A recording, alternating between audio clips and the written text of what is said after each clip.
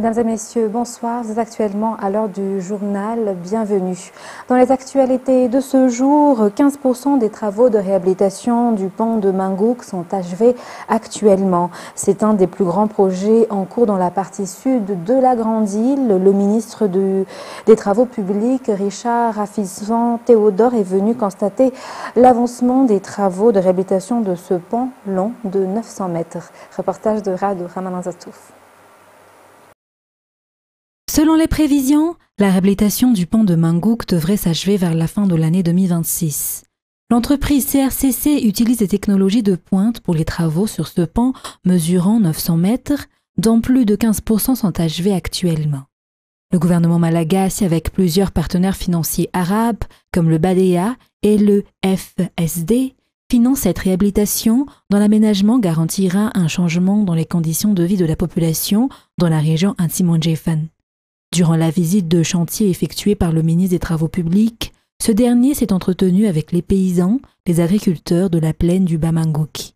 À noter que des discussions ont déjà eu lieu entre le ministre de l'Agriculture et de l'Élevage, selon le ministre des Travaux publics, pour la recherche des solutions pérennes afin d'irriguer la plaine, surtout pendant la saison sèche. Le ministère des Travaux publics allouera un budget pour soutenir la direction régionale du ministère de l'Agriculture et de l'Élevage au vu d'irriguer la plaine de Bévoy pendant la saison sèche. En effet, les travaux de construction et l'agriculture sont prioritaires pour le développement. Il est à rappeler que parmi les projets de l'État dans la partie sud de l'île figure la réhabilitation de la route nationale 9 partant de Touliar. Les travaux sont déjà achevés au niveau du district de Mans et le ministère est en cours d'élaboration de la poursuite des travaux au niveau de la RN9 de Dabara et Mourndave.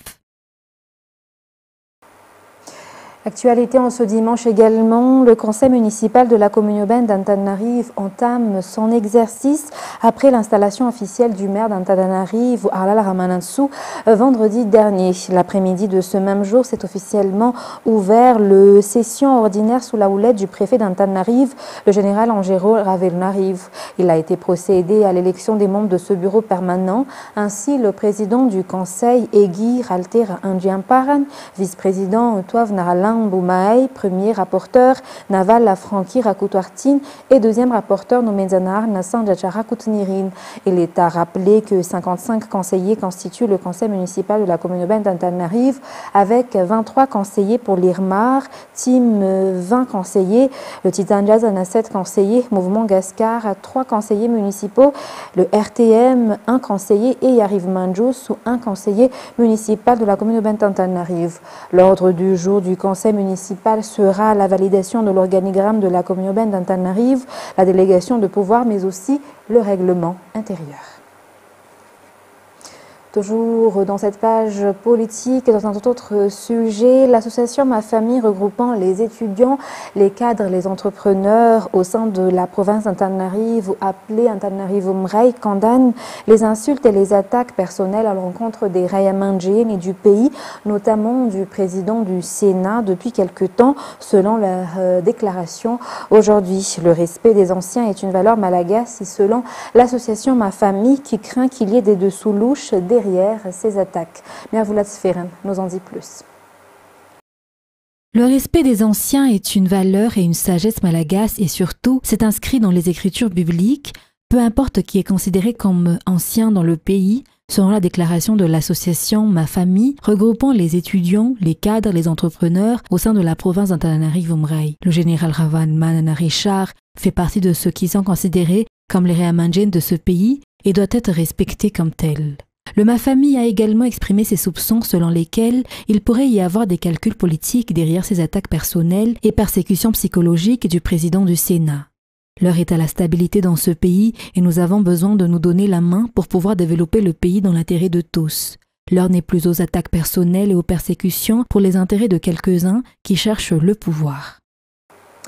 Page sociale, protection de l'environnement, plus exactement, le programme AFR 100 BMZ FAO a été officiellement lancé à Mahajanga, marquant une avancée majeure pour la restauration des paysages et la résilience climatique à Madagascar. Ce programme de 4 ans, 2024 à 2027, est financé par le ministère fédéral allemand de la coopération économique et du développement et coordonné par le FAO, représentation Madagascar au Comores, Maurice, Seychelles, en appui au ministère de l'Environnement et du Développement durable.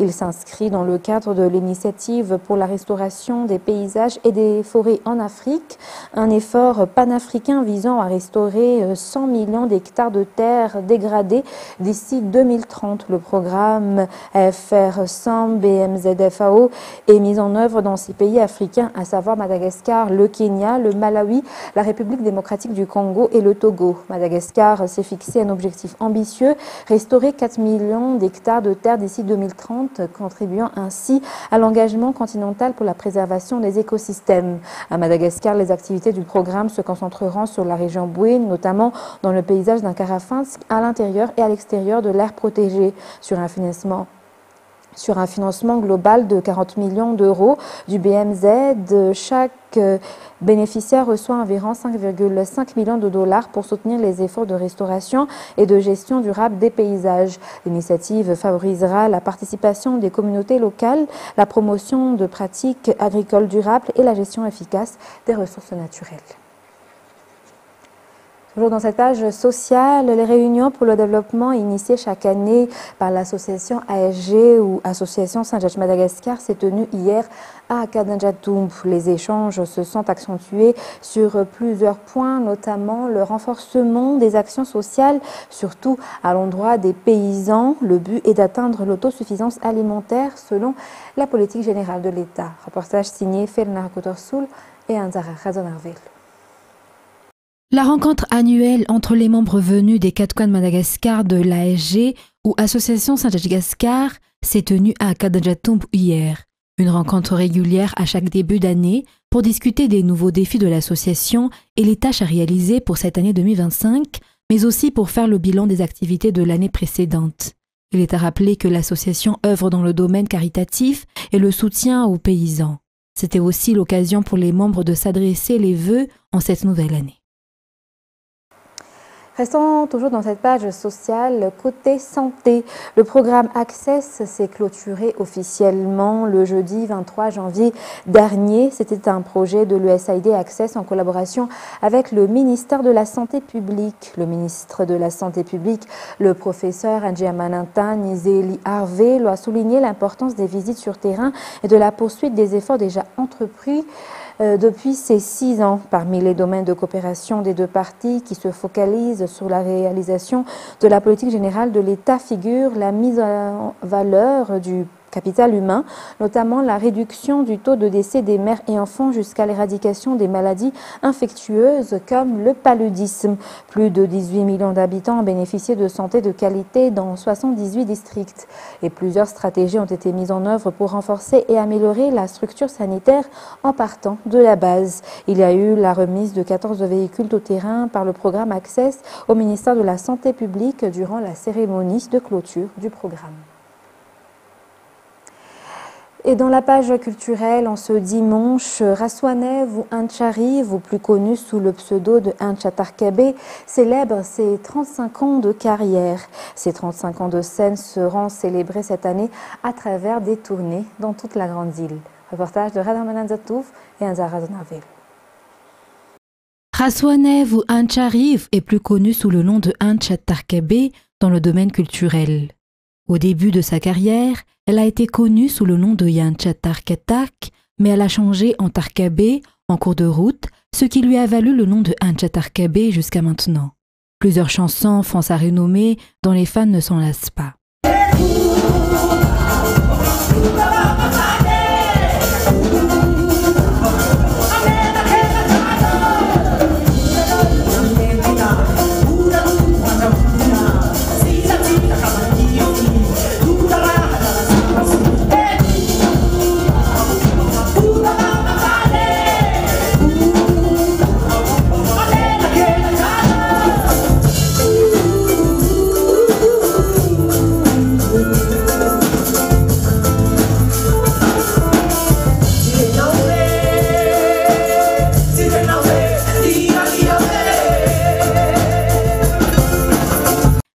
Ancha Tarkabe célèbre actuellement ses 30 ans de carrière. Elle a déjà représenté Madagascar dans plusieurs festivals internationaux. Pour ses fans malagasy, elle va effectuer une tournée dans toute l'île cette année. Ancha Tarkabe a débuté cette célébration de ses 35 ans de carrière à Mboitsu hier.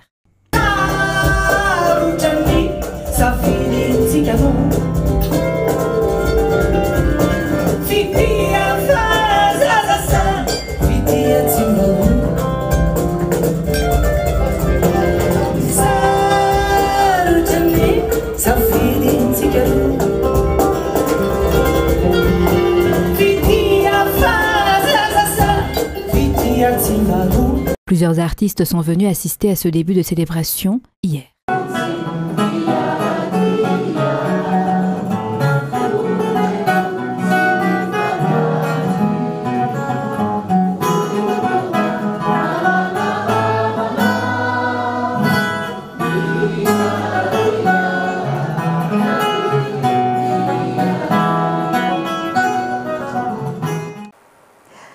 Sport à présent, la rencontre entre l'équipe nationale, son joueur internationaux Oubaréa Aprim et la sélection issue des clubs participant au tournoi PFL s'est soldée par un match nul 0-0 hier. Un match test qui s'est tenu au stade Baréa Mamasne hier après-midi dans le but de préparer la sélection malagasy et de permettre à l'entraîneur de sélectionner les joueurs susceptibles d'intégrer l'équipe Aprim pour la CHAN au mois d'août prochain. Anzara Donaville nous en dit plus.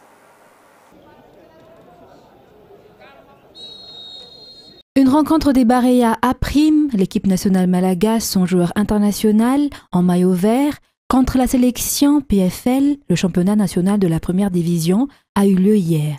C'est un match qui permettra au CFEM, organisateur de championnat PFL et de la Fédération malagasy de football, de tester les Baréa de Madagascar qui participeront au CHAN au mois d'août. Le match s'est soldé par un match nul, 0 but partout, mais c'est la sélection de la PFL en maillot blanc qui a dominé tout au long du match. Pour les Baréa Aprim, ce sont les applications des derniers regroupements de ces 20 jours qui ont été les plus remarqués, selon l'entraîneur Oro, qui souligne qu'après ce match, des changements interviendront au sein de la liste des joueurs qui constituent les Baréa Aprim. Les responsables techniques déploieront les efforts nécessaires pour préparer l'équipe nationale, mais cela dépend également de la Fédération malagasy de football. Il reste encore du temps pour se préparer, car le CHAN ne se tiendra qu'au mois d'août si elle devait se tenir au début du mois de février. Dans les actualités internationales de ce soir, dans ce contexte, le gouvernement congolais a annoncé la rupture de ses relations diplomatiques avec le Rwanda, l'accusant de soutenir les rebelles du M23. France 24 nous en dit plus. Des véhicules blindés de l'armée congolaise et de la SADC ont été déployés aux abords de Goma, dans l'est de la République démocratique du Congo. Alors que les affrontements entre les FARDC et les rebelles du M23 se poursuivent, dimanche matin, des tirs à l'arme lourde et légère ont été signalés dans le territoire de Nyiragongo. Nous entendons des explosions depuis 3 heures. Nous ne savons pas où nous réfugier. 17 habitants. Nous exhortons le gouvernement à agir de toute urgence en déployant des forces sur le terrain pour repousser l'ennemi. Dans ce contexte, le gouvernement congolais a annoncé la rupture de ses relations diplomatiques avec le Rwanda, l'accusant de soutenir les rebelles du M23. Pendant ce temps, la situation reste tendue aux bornes 12 et 13 à la frontière avec le Rwanda, selon des sources locales. Nous sommes terrifiés en voyant le nombre croissant de morts et de blessés parmi nos militaires et les Wazalendo. Nous appelons le gouvernement à mobiliser toutes les ressources nécessaires afin de rétablir la paix. Un véhicule blindé des forces de maintien de la paix de l'ONU a été endommagé par les tirs rebelles. Au moins 2 casques bleus ont perdu la vie et 9 soldats de la force de la SADC. Le Conseil de sécurité des Nations Unies doit tenir une réunion d'urgence ce dimanche pour examiner la situation en RDC.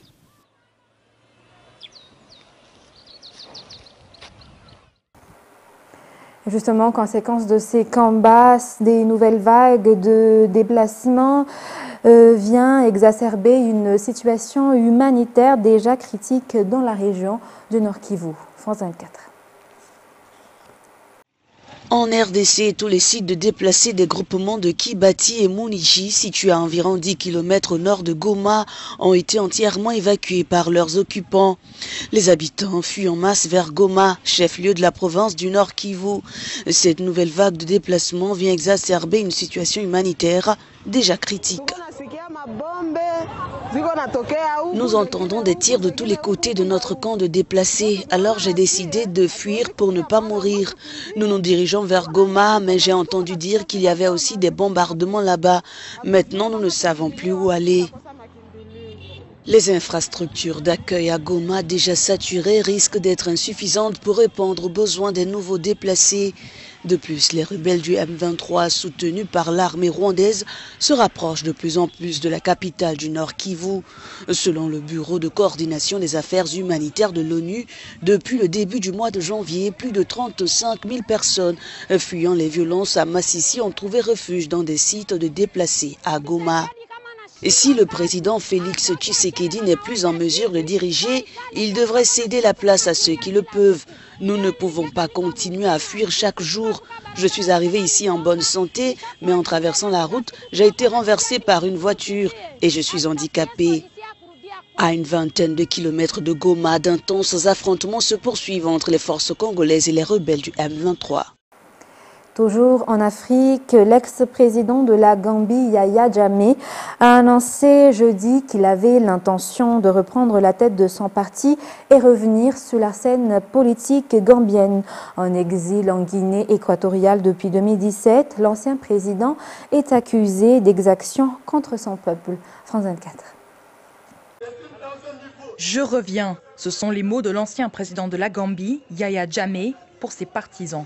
Jeudi dernier, l'ancien homme fort de Banjul a annoncé son retour sur la scène politique nationale. Dans un message combatif adressé aux militants de son parti, l'Alliance pour la réorientation et la construction patriotique. J'ai décidé aujourd'hui de reprendre la tête de mon parti et de ne plus la confier à personne. Que cela plaise ou pas, par la grâce d'Allah, je reviens. Yaya Jammeh a dirigé la Gambie d'une main de fer de 1994 à 2016. Ses 22 ans de règne sont marqués par des disparitions forcées, exécutions extrajudiciaires et des détentions arbitraires. En 2016, il se retrouve face à Adama Barrow pour briguer le plus haut poste du pays lors de la présidentielle de décembre. Une élection qu'il perd. Il reconnaît sa défaite avant de faire volte-face, entraînant le pays dans une crise politique. En janvier 2017, sous la pression des pays de la CEDEAO, Yaya Jammeh est finalement contraint de quitter la Gambie pour la Guinée équatoriale.